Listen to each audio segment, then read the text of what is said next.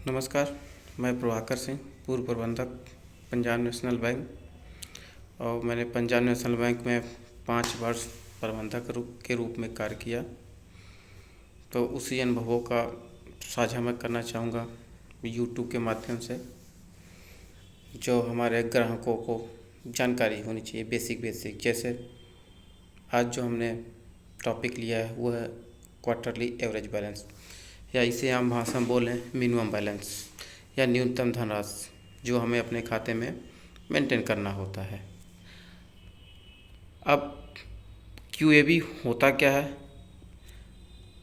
अगर क्यूएबी के बारे में बात करें तो क्वार्टरली एवरेज बैलेंस 3 टर्मिनोलॉजी से बना हुआ। एक क्वार्टरली मतलब तिमाही, एवरेज मतलब औसत, बैलेंस मतलब धनराशि। यानी पूरे एक तिमाही महीने में आपका धनराशि होना चाहिए। अगर बैंक ने 1000 रुपये डिसाइड किया है तो आपका एवरेज बैलेंस होना चाहिए कितना? 1000 रुपये। लेकिन इसका ये मतलब नहीं है कि हर दिन 1000 रुपये होना चाहिए। हो सकता है किसी दिन 2000 हो, किसी दिन 1000 रुपये भी ना हो। अब इसी में हम बात कर लेते हैं कि बैंक ये क्वार्टरली एवरेज बैलेंस की बात करता है क्यों, मंथली एवरेज बैलेंस की क्यों नहीं बात कर लेता है। जैसे क्वार्टरली, ये why only quarterly, why not MAB? इसका कारण ये हो सकता है या ये है कि बैंक इंटरेस्ट भी क्वार्टरली देता है। बैंक इंटरेस्ट जो हमको पे करता है वो क्वार्टरली बेसिस पे करता है सेविंग अकाउंट में या करेंट अकाउंट में। जनरली करेंट अकाउंट में इंटरेस्ट नहीं दिया जाता, लेकिन कुछ विशेष परिस्थिति में करंट अकाउंट में भी इंटरेस्ट दिया जाता है। अब सेविंग अकाउंट में करंट अकाउंट दोनों में इंटरेस्ट क्वार्टरली बेसिस पे दिया था, इसी वजह से क्वार्टरली एवरेज बैलेंस की बात की गई है।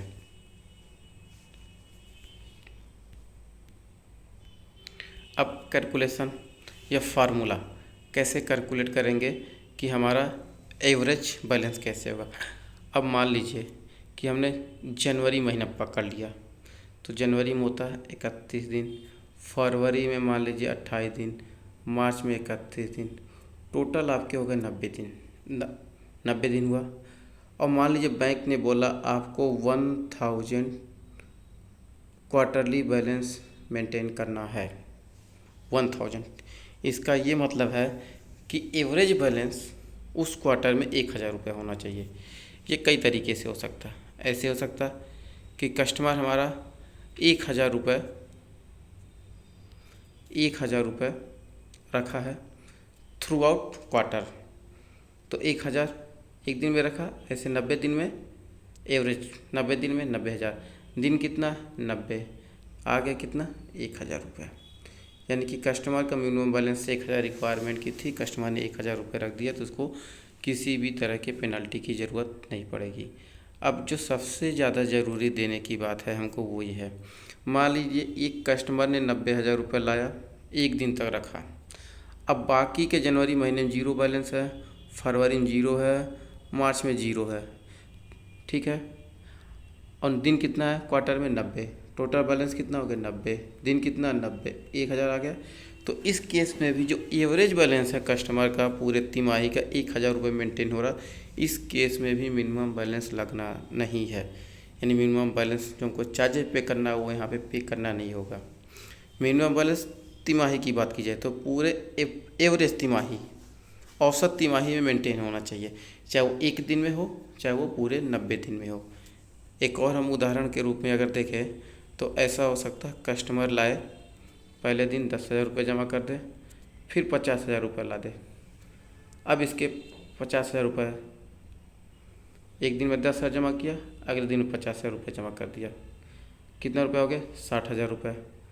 और फिर उसके बाद से अगले ही दिन इसने 30,000 रुपये जमा कर दिया, तो भी मिनिमम बैलेंस की क्राइटेरिया से फुलफ़िल हो जाएगा। इस केस में उसको कोई पेनल्टी नहीं देनी होगी। सबसे जो टफ एग्जांपल है वो यही है, 90,000 रुपये एक दिन में लाग रख दिया, अब उसने अगले ही दिन सारा बैलेंस 0 कर लिया। अब ये हो सकता लगे कि नहीं मैंने फरवरी मार्च में कोई बैलेंस नहीं जमा किया है, मेरे खाता 0 है, तो मुझे मिनिमम चार्ज लगे। बिल्कुल नहीं लगेगा, क्योंकि आपने एवरेज जो है पूरा कर दिया है। एवरेज पूरा कर दिया कितने रुपए से, 1,000 रुपये। बैंक कितना बोला था, 1,000 रुपये, इसलिए मिनिमम बैलेंस की क्राइटेरिया इस पे फुलफिल हो रही है। अब आपको कोई मिनिमम बैलेंस के चार्जेज नहीं देने पड़ेंगे। अब व्हाट इज मिनिमम QAB। अब मिनिमम QAB कितना लगेगा, ये डिपेंड करता आपका बैंक कौन सा है, आपका शहर कौन सा है।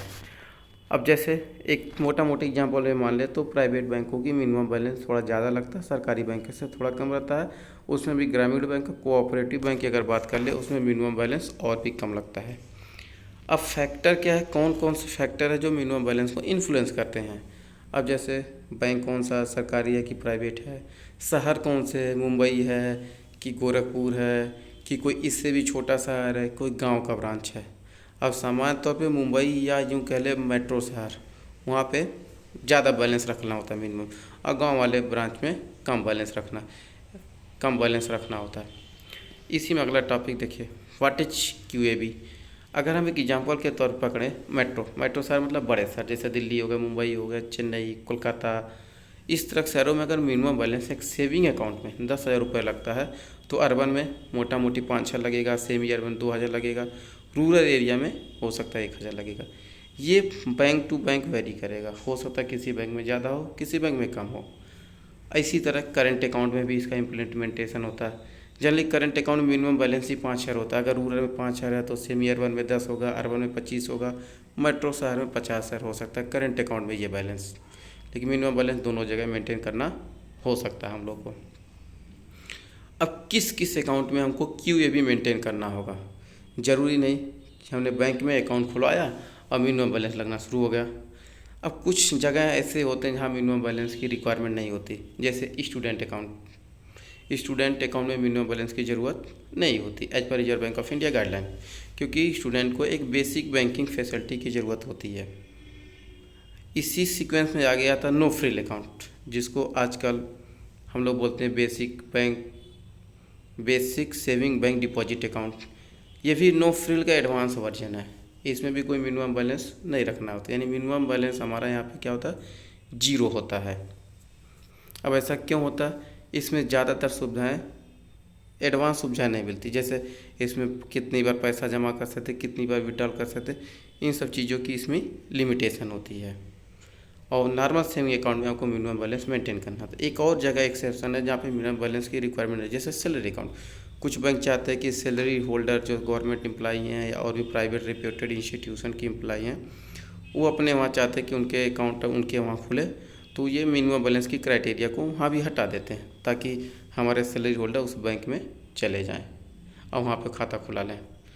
अब चार्जेस, अब मान लीजिए 1,000 रुपये मेंटेन करना था, 1,000 रुपये आपको मेंटेन करना था, आपने 1,000 रुपये नहीं मेंटेन किया। हमने एग्जांपल बताया था, आपका 1,000 रुपये मेंटेन था, जनवरी 90,000 रुपये एक दिन के लिए जमा किया, फिर जनवरी 25 जनवरी में 0, फरवरी में 0, मार्च में 0, टोटल दिन कितना हुआ 90, टोटल कितना हो गया 90/90 1,000 यहाँ मेंटेन कर लिया, यहाँ आपको कोई पेनल्टी नहीं देनी पड़ेगी।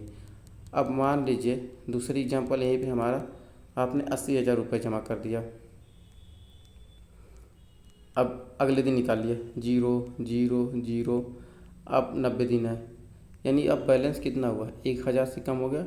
इस केस में आपको पेनल्टी आपको बैंक को देनी पड़ेगी। अब वो पेनल्टी क्या होता था, वो भी क्वार्टरली बेसिस पे सामान्यतः लगाई जाती है, हो सकता है मंथली बेसिस पे भी लगाई जा सकती है, बैंक टू बैंक वेरी करता है, ठीक है। अब इसमें क्वार्टरली बेसिस पे इंटरेस्ट लगाई जाएगी या मंथली बेसिस पे इंटरेस्ट पेनल्टी लगाई जाएंगी, वो वेरी कर सकता है। 100 रुपये प्लस GST हो सकता है, 200 रुपये प्लस GST हो सकता है, 500 रुपये प्लस GST होता है, ये आपको पे करना पड़ेगा। कभी कभी ऐसा होता है आपके पास 500 रुपये खाते हो और मिनिमम बैलेंस तो मेंटेन हुआ नहीं, और मिनिमम बैलेंस नहीं मेंटेन होने की वजह से आपके अकाउंट से डेबिट होते रहते हैं। हो सकता है वो माइनस बैलेंस आपका निगेटिव हो जाएगा। निगेटिव बैलेंस का मतलब सिस्टम ने आपका बैलेंस मार्क कर लिया लेकिन आपके खाते में बैलेंस नहीं, जैसे बैलेंस डालेंगे बैलेंस आपके खाते से डेबिट हो जाएगा, फिर आप बोलते हैं ये पैसा कहाँ गया, तो बाद में पता लगता है कि आपने मिनिमम बैलेंस मेंटेन नहीं किया, जिसकी वजह से आपको ये चार्जेस देने पड़े। अब अगला हम बात कर लें इस चीज़ की, डिफरेंट QAB और डिफरेंट बैंक। वही बैंक के हिसाब से, कौन सा बैंक है उसके हिसाब से आपके QAB लगे। प्राइवेट सेक्टर बैंक है जनरली थोड़े से ज़्यादा QAB, सरकारी सेक्टर बैंक में QAB कम होता है, क्योंकि सरकारी सेक्टर बैंक का ऑब्जेक्टिव होता है कि ज़्यादातर लोगों को सर्विस प्रोवाइड करना है, सोशल वर्क। इसी में अगला आता है, हमने ऑलरेडी एक्सप्लेन कर दिया why government sector bank. Government sector bank इसलिए क्योंकि उनका ऑब्जेक्टिव होता है ज़्यादा से ज़्यादा लोगों को बैंक की सर्विस प्रोवाइड करना। वहीं प्राइवेट सेक्टर का बैंक का ऑब्जेक्टिव होता है प्रॉफिट मेकिंग। अब अगला आ जाता है, is there any account where minimum balance not required? Yes, हमने पहले ही बता दिया, जिसमें नो फ्रिल अकाउंट होता है, जिसे आजकल BSBDA मतलब बेसिक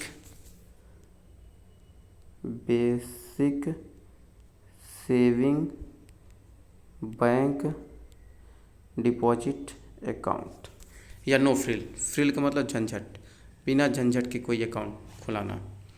यहाँ पे भी आपको मिनिमम बैलेंस की ज़रूरत नहीं पड़ेगी, लेकिन फैसिलिटी इसमें कुछ लिमिटेड होते हैं, जैसे कि आप जब चाहें जितनी बार चाहें पैसा जमा कर सकते हैं या जितनी बार चाहें पैसा निकाल सकते हैं, ऐसा इसमें नहीं होता। या सैलरीड अकाउंट में मिनिमम बैलेंस की क्राइटेरिया नहीं होती। अगर नट सेल या साइन ऑफ सिस फॉर्म में अगर बोले QAB क्या होता है, QAB ये होता है जो आपको हर एक तिमाही में मिनिमम बैलेंस अपने खाते में मेंटेन करना होता है। लेकिन एक चीज़ यहाँ है ध्यान देना, मिनिमम एवरेज बैलेंस है, not minimum balance every time, every day नहीं है। एवरेज बैलेंस की बात की, हो सकता है आपका एक दिन 90,000 हो, बाकी दिन बैलेंस 0 हो गया। इसका ये मतलब नहीं कि फरवरी मार्च अगर जनवरी 90,000 जमा, फरवरी मार्च में आपका बैलेंस जमा है तो पेनल्टी कटेगा, बिल्कुल नहीं है। एवरेज बैलेंस आप मेंटेन कर रहे हैं, इसलिए कोई पेनल्टी प्रोविज़न नहीं होगा। अगर पेनल्टी लगती है तो आपको देनी पड़ेगी विथ GST। Thank you.